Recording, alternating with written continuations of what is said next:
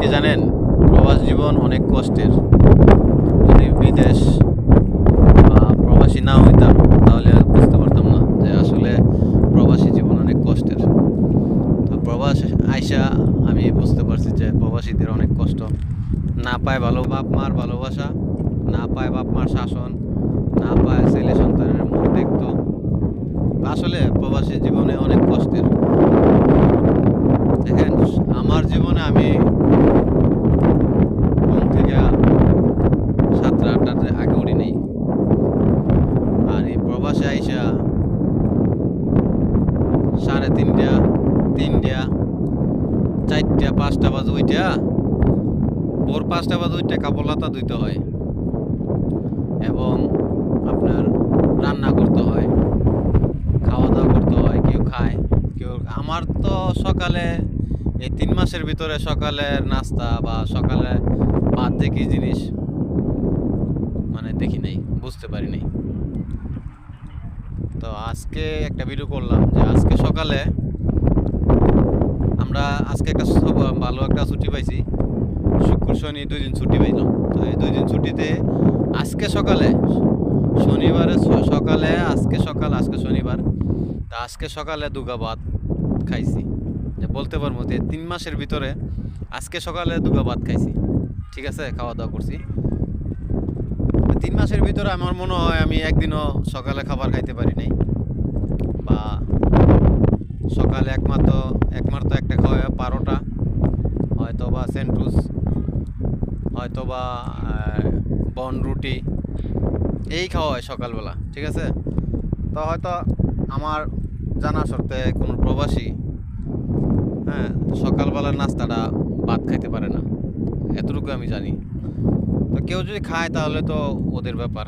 তো আমরা সেই সময়টা পাই না, বিদায় আমরা খাইতে পারি না। হয়তো সে আরও আগে উঠে, হয়তো সে 2টা বাজে রান্না করে, বা 2:30 বাজে রান্না করে, কেউ 3টা বাজে, কেউ 4টা বাজে শর্টকাট একটা ডিম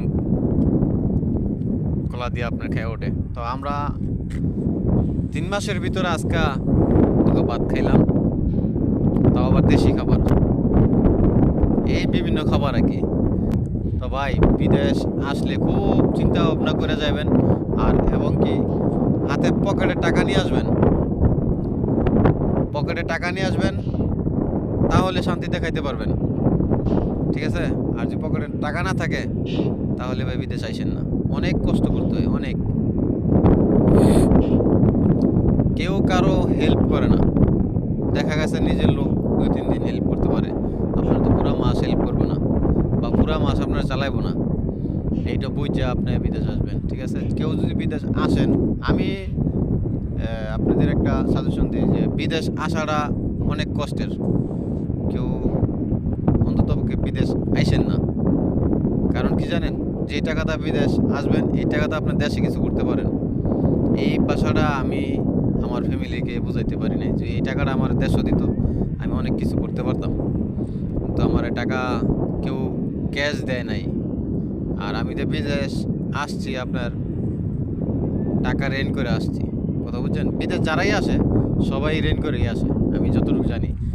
যে বিদেশের নাম লয়, কেউ এই কষ্টে আসে, কষ্ট করে আসে এবং কিস্তিতে টাকা তুললে আসে। তো ভাই আমি বলবো যে কিস্তিতে টাকা তুললা বিদেশ নাম নিয়ে না আসার।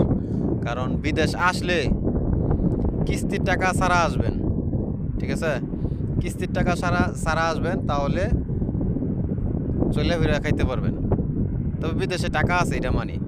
বিদেশে টাকা আছে, যদি আপনি ভালো কাজ জানেন, ভালো দক্ষতা থাকে, আপনার ভালো অভিজ্ঞতা থাকে কাজের, তাহলে আসেন। ঠিক আছে, বিভিন্ন কাজ থাকতে পারে। তো সবাইয়ের কপালে সবটা হয় না। যেমন মানুষে বিভিন্ন কাজ শিখায়, আইসা দেখেন যে আপনি ওই খাজুরের বাগানে কাজ করে, কেউ উটের খাবারের কাজ করে, কেউ এই বিভিন্ন কাজই করে। টাকা আছে, এটা মানতে হইব আপনার। ঠিক আছে, বিদেশ টাকা আছে, যে কোনো দেশে যান আপনার টাকা থাকবই। আমাদের বাংলাদেশে টাকার মূল্য থাকে। ঠিক আছে, তো আমার জন্য দোয়া করবেন। আমিও আপনাদের আমি এই এই প্ল্যাটফর্মে নতুন আসছি, আমাকে একটু সাপোর্ট করেন। আর আমার নিত্য নতুন ভিডিও পেতে আমাদের আমাদের পেজটা বা ফলোটা এই টিকটক বা এই বিভিন্ন সাইটে আছে আমার টিকটক, ইউটিউব, ফেসবুক পেজ এগুলো আছে। যদি আপনাদের ভালো লাগে আমার ভিডিওটা সাবস্ক্রাইব করে আমাদের পাশে থাকবেন এবং ফেসবুক